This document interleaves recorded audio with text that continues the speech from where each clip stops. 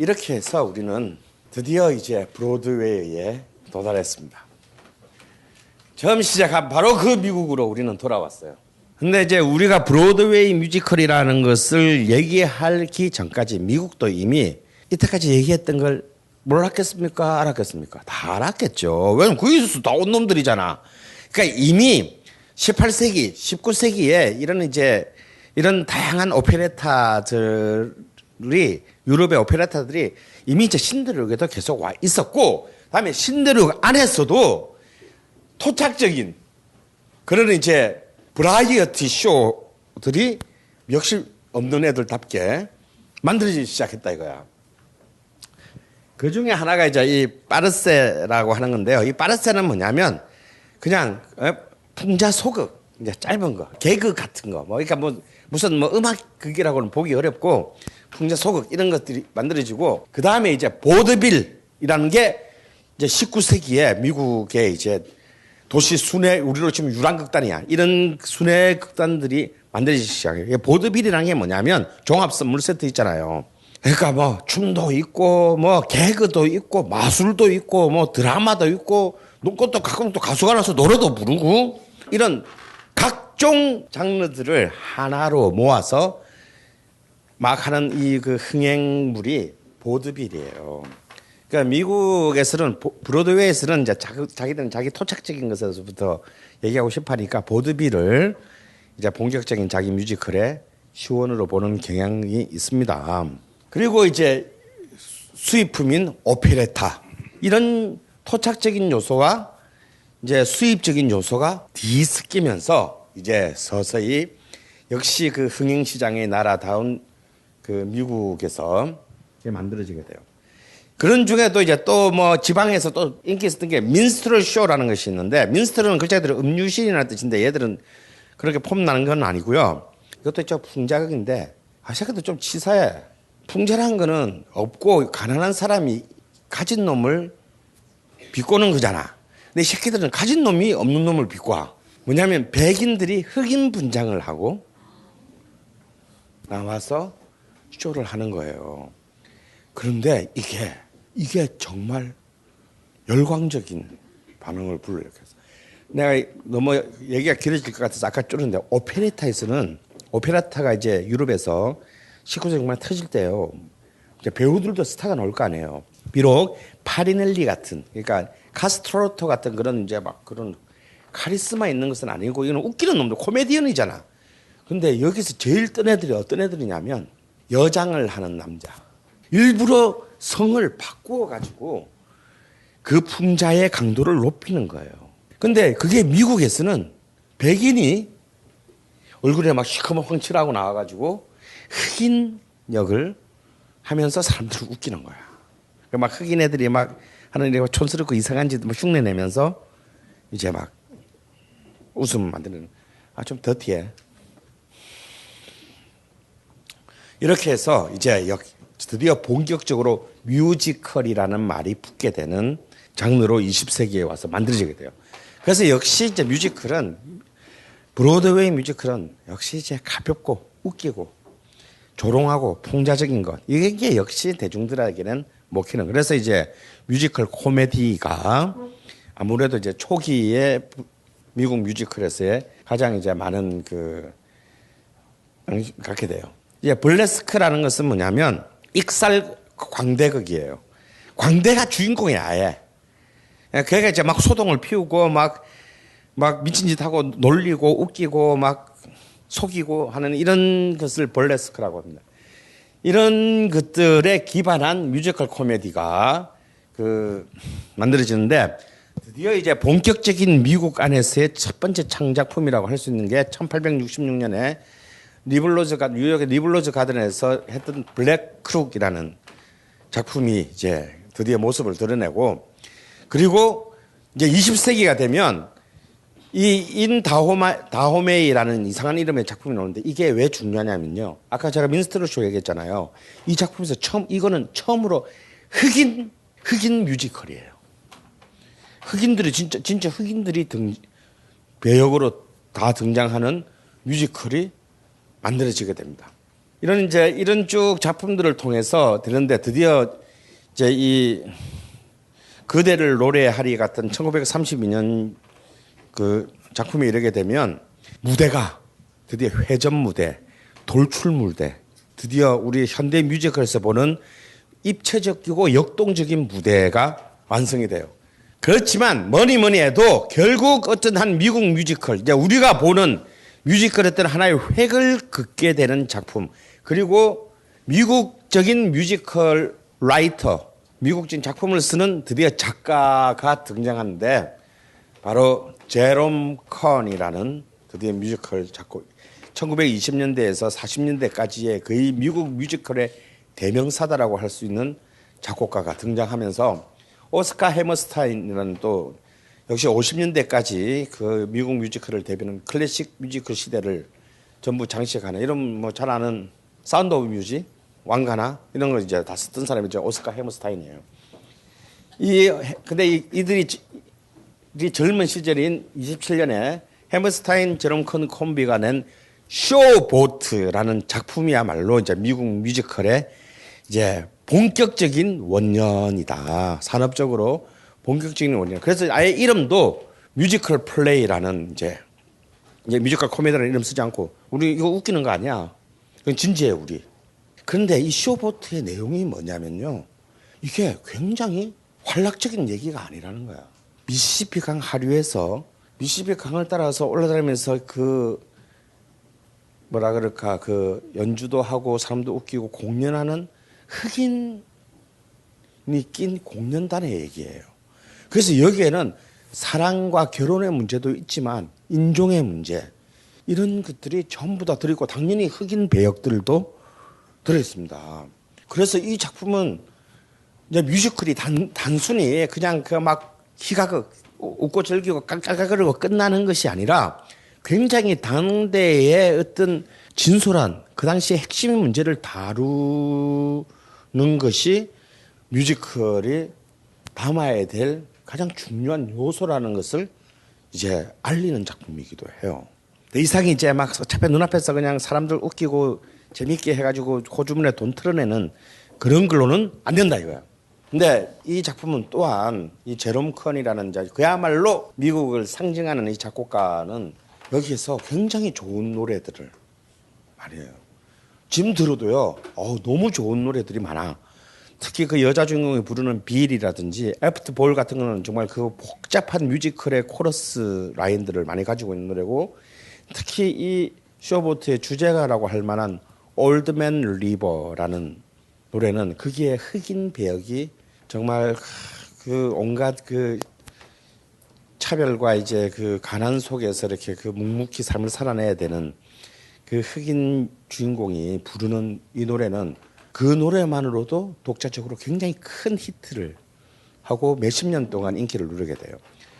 그렇게 이제 드디어 뮤지컬이 확 터지나 했더니 바로 대공황이 터져가지고 또 이게 또 한 번에 또 확 주저앉았어요. 다 망했어. 주저앉았지만 오히려 30년대에 가서 뭐가 등장하느냐면 영화가 제일 싸잖아요. 그죠? 헐리우드 영화가 오히려 이 대공황에 폭발하면서 이 영화가 뮤지컬을 영화로 끌고 들어와서 뮤지컬 영화 장르를 열게 돼요. 그래서 1933년에 최고로 히트한 뮤지컬 영화가 여러분도 다 아는 42번가 49 스트리트는 사실은 뮤지컬이 아니고요. 뮤지컬 영화예요. 이게 무대 뮤지컬로 초연하게 되는 거는 1980년에 가야 거의 50년 뒤에 가야 무대에 작품이 되는 거고, 이거는 처음부터 뮤지컬 영화로 나온 거예요. 이렇게 나온 걸로 또 유명한 작품이 뭐냐면 Singing in the Rain, 사랑은 비를 타고, 그것도 처음엔 영화로 나온 거예요. 무대에서 그걸 하게 된 거는 그로부터 한 20년 뒤에나 무대의 뮤지컬 작품이 되는 거예요. 왜냐하면 공연물은 그런 급격하게 경기가 떨어지게 되면 티켓 가격이 아무래도 비싸잖아요. 다음에 제작비가 많이 들잖아. 그래서 이거는 굉장히 위험한 아주 리스크가 큰 상품이 돼요. 그러면 이때 사실 미국 뮤지컬이 그냥 갈 수도 있었는데 이걸 미국의 소비자들에게 못 가게 만들게 된 결정적인 공로자는 영화관이었다라는 거야. 그래서 영화관에서 오히려 값싼 돈을 주고 우리가 마치 영화 티켓 끊어서 레미제라블을 보고 레미제라블을 봤다라고 딴 데 가서 얘기하고 다니듯이 미국의 대중들에게 뮤지컬이라는 장르를 굉장히 일상적으로 친숙하게 놓게 해준 가장 결정적인 그 공로자는 영화예요. 헐리우드예요. 그리고 이제 뮤지컬 영화가 나오는 이제 그런 공항의 끝머리 2차 세계대전 직전에 지금 이 순간까지도 미국을 대표하는 가장 위대한 작품이 탄생해요. 바로 조지 거신과 그의 남동생 아이레 거신이 만든 포기와 베스라는 작품입니다. 근데 이건 이제는 뮤지컬이 아니고 오페라로 인정받고 있습니다. 뮤지컬적인 요소, 오페라 요소가 막 섞여 있는데 1970년대까지만 하더라도 세계 클래식계는 포기와 베스를 오페라로 안 넣어줬어요. 양키가 만든 게 무슨 오페라야 막 했는데 이제 지금은 이제 고전이다. 또 우리 오페라계도 좀 너무 배고프고 막 그러니까 해서 이제 지금 오페라 쪽에서도 이제 받아들여준 특이한 뮤지컬이 되는데 정말 이 거시는 이 작품 안에서 서양 클래식, 서양 고전 음악의 음악적 전통과 그리고 미국의 이제 블루스부터 시작하는 또 미국의 토착적인 그 대중음악의 전통을 굉장히 높은 수준에서 하이브리드하는 놀라운 그 음악적인 그 완성도를 보여줘요. 여기서 포기와 베스는 이름을 몰라도 여기에 주제가는 여러분이 다 알 거예요. Summertime. 여름만 되면 노는 노래 있어요. 제니스 조플린도 불렀고 온갖 개나 소나 말이나 다 부른 바로 그 Summertime. 그게 이제 이 포기와 베스의 주제가 중에 하나인데요. 이 포기와 베스가 차지한 그 의미하는 가장 중요한 것은 드디어 브로드웨이가 30년대에 이르러서 자신들의 열등감의 대상이었던 유럽을 미학적 완성도의 차원에 단순 시장의 규모의 문제가 아니라 미학적 완성도의 차원에서 따라잡았다라는 것에 대한 프라이드가 넘치는 작품이 바로 이 포기와 베스라는 거예요.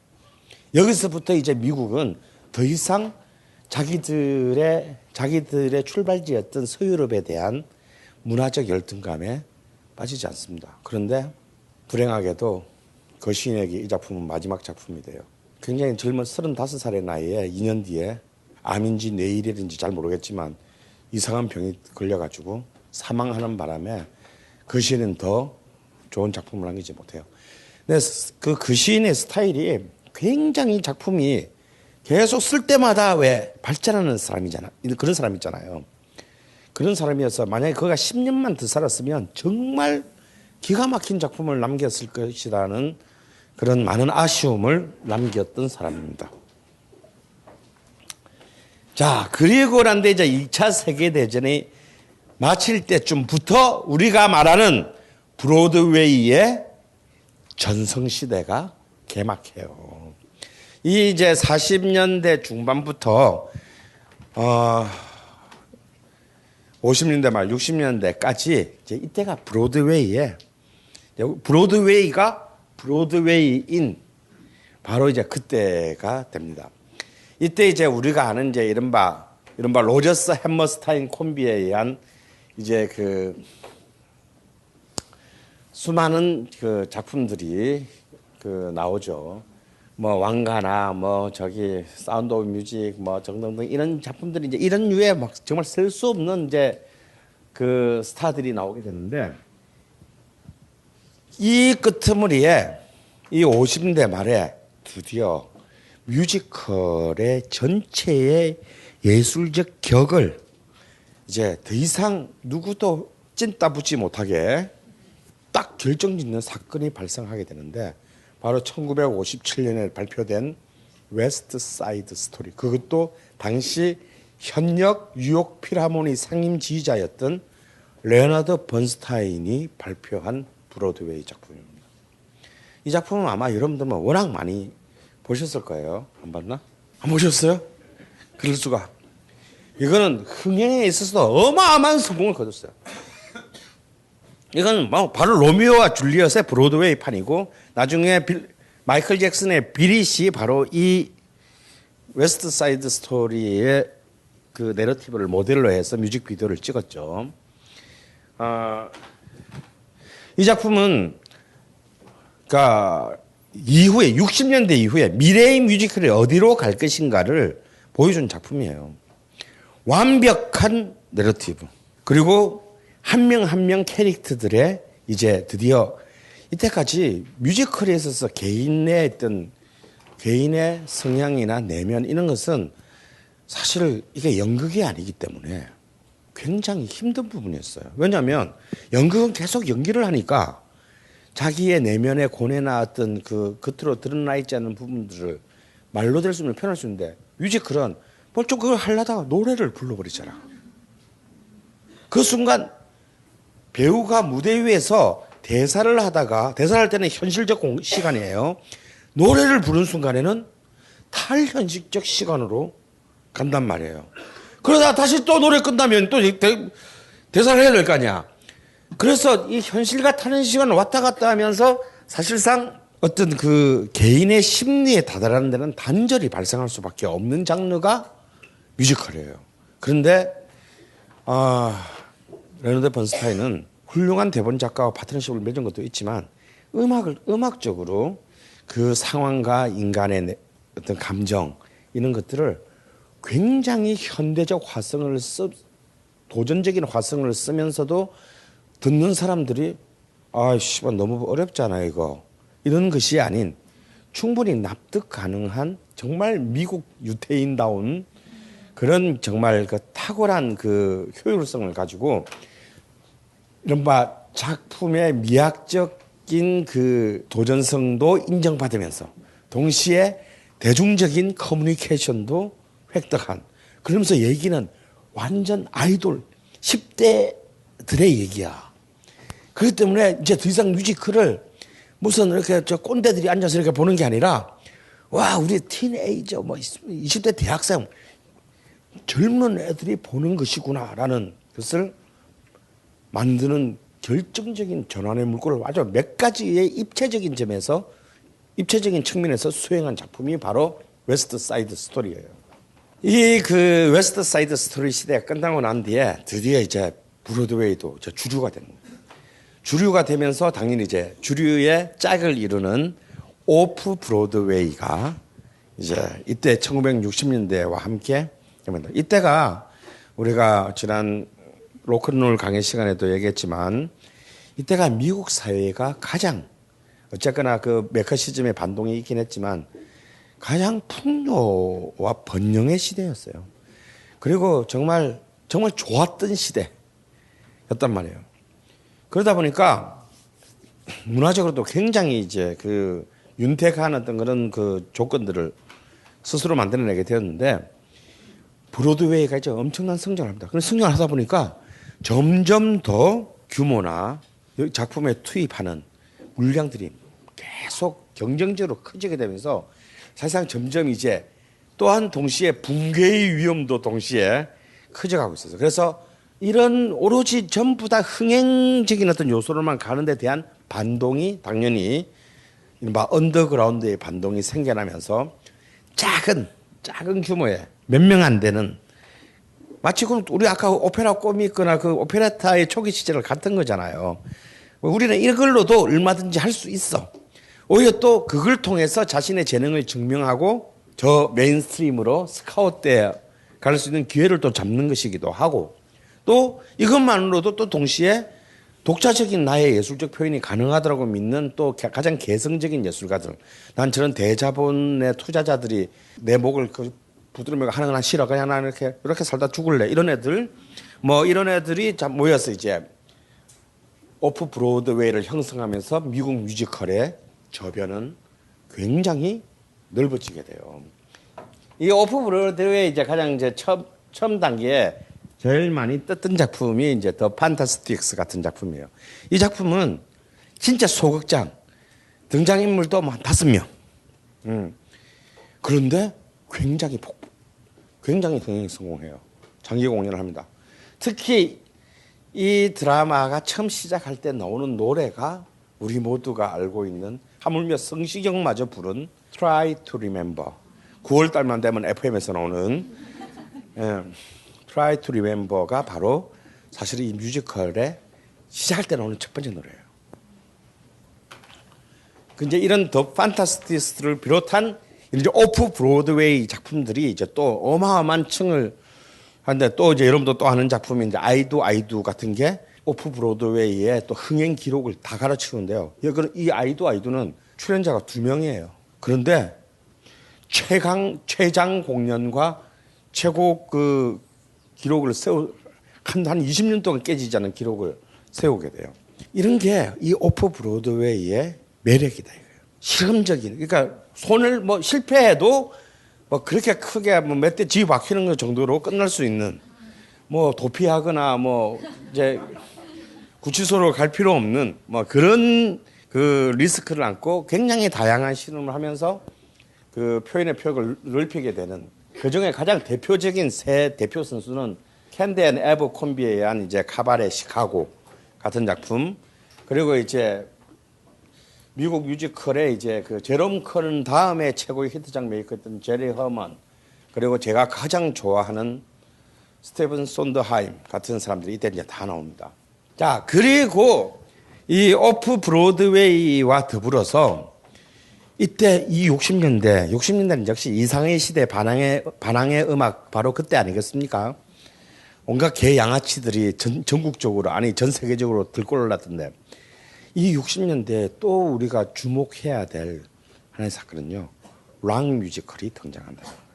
역시 이제 락의 시대니까 락 뮤지컬인데 그 락 뮤지컬의 효시가 되는 작품이 1967 그 위대한 연도 1967년에 바로 나와요. 헤어라는 게 나오는데 바로 이 헤어가 터지는 것을 보면서 저 대서양 건너에 어떤 굉장히 교육을 잘 받은 젊은이 하나가 씨발 나도 할 수 있는데 라고 생각하기 시작했어요.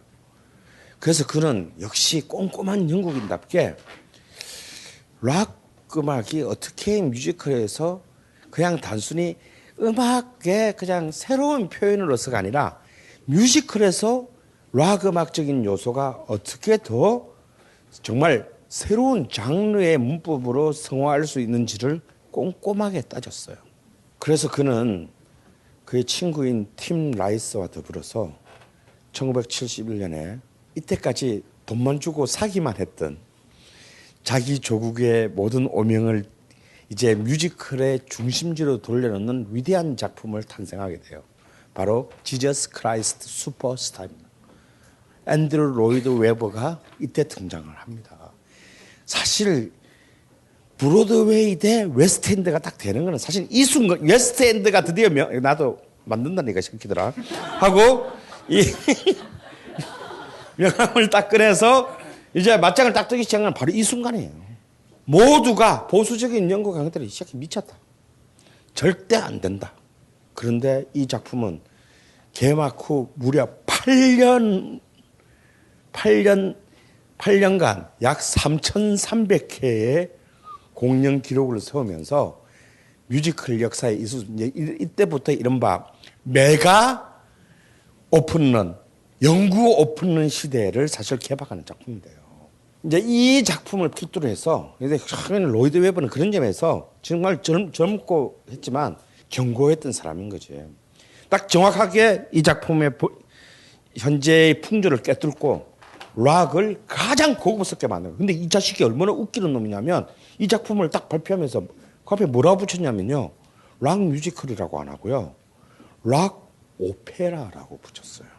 그래서 이제 가장 또 이 블록버스터 뮤지컬이라는 건 뭐냐면 뮤지컬을 그냥 단순히 일회성 소비재가 아니라 어떤 한 동시대에 가장 격조 있는 소비, 가장 비싼 돈을 내게 하는 소비. 네가 씨발 베를린 필하모닉 콘서트 보러 갔는데 30만 원 내? 그럼 나도 30만 원 받을게. 이렇게 해서 사실은 결과적으로는 수익을 극대화하는 이제 이 전략으로 가게 만드는 단초를 스스로 기획했다는 점에서 앤드류 로이드 웨버는 정말 뮤지컬사의 귀재예요. 그런데 그 앤드류 로이드 웨버가 다음 70년대 말에 T.S. 엘리어트의 시에 꽂혀요. 꽂혀서 이 시를 가지고 뮤지컬을 만들려고. 그러니까 얘는 그러니까 진짜 고급스럽게 팔려고 작정을 한 거야. 근데 안 풀려. 왜냐면 이게 무슨 원작이 소설이라든지 뭐 희곡이라든지 영화면 어떻게 해보겠는데 원작이 시야. 이거 안 풀려요. 그래서 좀 막 몇 년을 까먹는데 이때 로이드 웨버가 SOS를 딱 치는데 그때 SOS에서 이 문제를 해결해 사람이 누구냐면 바로 드디어 웨스트엔드의 신화 시대를 열게 되는 제작 프로듀서 카메론 맥킨토시예요. 드디어 카메론 맥킨토시가 이제 앤드류 로이드 웨버와 손을 잡고 그 T.S. 엘리어트의 시를 가지고 만든 캐치를 1981년에 무대에 올릴 때만 하더라도 사실 초연 때 그렇게 반응이 썩 좋지 못했어요. 그런데 이 작품은 이제 이른바 월드와이드 히트작의 시대를 이제 그야말로 블록버스터를 넘어선 블록버스터의 시대를 열게 되는 첫 번째 작품이 되는데요. 이 작품의 하나 에피소드 하나는 이 작품의 첫 번째 연출자가 있어요. 굉장히 그 베테랑 연출자야. 이제 마지막 리허설을 하는데 마지막 리허설을 할 때까지 메모리가 없었어. 이 캐치의 전부라고 할 수 있는 메모리 있잖아요. 그 노래가 마지막 리허설 때까지 없었어. 그 노래가. 캐치도 나는 별로야. 왜냐하면 메모리 말고는 별로 음악적으로 별로 그렇게 들을 게 별로 내가 볼 때는 없거든요. 근데 이제 막 분장이라든지 막 이런 그 무대인데 그 무대도요. 이 초연 무대는요 원형 무대야. 아니 그러니까 원형이 뭐냐 중앙 무대야. 객석이 삥 둘러가게 돼 있어. 그러니까 이게 무대가 움직여. 그래서 얼마나 방자하게 티켓에다 박아놨냐면 우리는 객석이 회전하오니 늦게 입장하시면 공연을 볼 수 없습니다. 1분만 지나셔도 입장 불가. 그러니까 온갖 가오는 다 부려놨는데 정작 씨발 내일 모레 올리려고 보니까 뭐 너무 재미없다 인마. 일박 끝났는데 뭐가 씨발 후기 하나 확 가야 되는데 이렇게 대충 끝나는겨? 알았어 형 잠깐만 기다려. 그래가지고 들어가서 써가지고 온 게 3일 만에 써가지고 온 게 메모리예요. 그래가지고 이제 이 캐치는 기적적으로 성공을 합니다. 이렇게 해서 드디어 80년대의 빅포 뮤지컬의 시대가 개막을 해요. 그게 이제 캐치. 그리고 요 S가 빠졌네. 여기도 S가 있어야 돼요. 여기도 S가 있어야 돼요. 그리고 팬텀. 그리고 여러분이 맨 첫 시작할 때 봤던 미스 사이공이에요. 근데 여기서 두 작품은 카메론 맥킨토시가 한 것이지만 두 작품은 로이드 웨버랑 했고 두 작품은 프랑스인이랑 했어요. 클로드 미셸 쇤베르그랑 했어요. 레미제라블하고 미스 사이공은 쇤베르크의 손자인 클로드 미셸 쇤베르그랑 하게 됩니다. 근데 이 레미제라블이 참 재밌어요. 프랑스 뮤지컬은 이제 그 혁혁한 오페라 코믹과 오페레타의 전통에도 불구하고 사실 20세기에 와서 이제 거의 문을 닫았어요. 그래서 완전히 그냥 시장 자체가 2차 세계대전 지나고 난 뒤부터 사라져 버렸어요. 그래서 이제 프랑스에서 뮤지컬 하는 애들은 정말 미칠 노래였어요. 그래서 굉장히 힘든 했는데 작사가인 알랭 부브릴 자기 친구인 알랭 부브릴이랑 이 쇤베르그가 60년대 말에 이미 레미제라블을 가지고 얘들 프랑스인들이잖아. 그러니까 미국처럼 할 수가 없잖아요. 그러니까 뭔가 자기의 고전 중에서 일가지고 하려고 굉장히 노력을 했어요. 근데 노력을 했는데 이게 쉽지가 않단 말이에요. 너무 방대한 얘기를 어떻게 한정된 무대 위에 올릴 거냐고.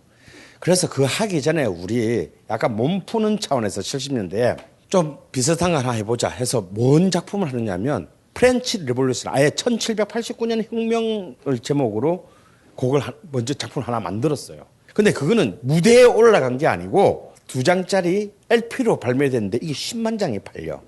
그러고 난 뒤에 판을 먼저 그러니까 마치 대중음악처럼 먼저 이렇게 앨범을 발표해 놓고 이제 좀 알았니? 왜냐하면 프랑스 뮤지컬 시장이 없으니까 알았니 해놓고 무대에 올라서 어느 정도 성공을 거뒀어요. 이 룰이 프랑스에서 계속 이제 만들어지게 되는 게 여러분 봤던 그 노틀담드 파리 있잖아요. 그 작품도 처음엔 앨범을 먼저 발표했어. 그래서 일단 곡을 알리고 무대를 만들고. 왜냐하면 앨범 만든 거는 돈이 얼마 안 들지만 무대를 만들려고 그러면 돈이 너무 많이 드니까. 그 룰을 이제 이놈 알랭 부브릴과 클로드 미셸 샌베르그가 만들었는데 그걸 만들었는데 이제 자신감이 생겨서 드디어 이제 프랑스어로 된 레미제라블을 썼어요. 썼는데 러닝 타임이 거의 5시간에 육박하고 너무 많은 사람이 등장하고 도저히 이거는 현실화될 수 없는 프로젝트인 거예요. 근데 그래서 이것이 그냥 책상에서 썩어서 끝나는 것으로 여겨질 찰나에 알랭 부브렐이 카메론 맥킨토시의 어떤 작은 동화 뮤지컬 프로젝트를 위촉받아서 그 작업을 하러 카메론 맥킨토시에게는 런던에 갔어요. 그래서 작업하다가 잘 끝났어. 그래서 형 사실 우리 이런 거 하고 있었는데 근데 도저히 답이 안 나오네 하고 이제 살짝 보여줬어. 내가 딱 보는데 야 이게 이제 프로듀스라는 게 이런 게 정말 훌륭한 거예요. 뭐 절대 작품이 될 수가 없는 거야. 너무 장황하고 막 너무 말이 많고 사람도 너무 많고 이거를 근데 보인 거죠. 그래서 무려 3년간의 개작 작업을 합니다. 쳐낼 거 쳐내고 핵심적인 사건 중심으로 해가지고 쫙 만드는데 그리고 당연히 프랑스어판은 영어판으로 바뀌어지게 되고 이렇게 해서 이제 레미제라블을 올려줬고 이 레미제라블은 그야말로 빅4의 일원이면서 사실상 지금까지 현존하는 세계 뮤지컬사의 검자탑이 되죠. 우리는 오페라 같은 작품을 통해서 특히 베르디와 바그너 같은 이제 그야말로 오페라의 왕들이 등장한 19세기에 무대극을 통해서 어떤 인간의 총체적인 어떤 역사에 혹은 인간이 가진 거대한 신화적인 아이템들을 주제들을 우리는 무대에서 만들어진 것을 본 적은 있지만 뮤지컬을 통해서 그런 역사와 인간을 모두 통합적으로 꿰뚫는 거대 서사를 사실은 만나본 적은 한 번도 없었다 이거예요. 근데 그리고 그것을 가장 결정적으로 가장 최고의 수준으로 완벽한 송스루 방식의 단 하나의 대사도 허용하지 않으면서 완벽하게 만들어낸 그 첫 번째 작품이 레미제라블이고 그리고 이것은 또한 동시에 작곡가인 그 클로드 미셸 샌베르그의 재능을 넘어선 가장 뮤지컬사상 위대한 제작자로 남게 될 카메론 맥킨토시라는 이제 프로듀스의 그 역할, 기능이 정말 어디까지 결정될 것이냐를 보여준 가장 처절한 신뢰가 될 것입니다.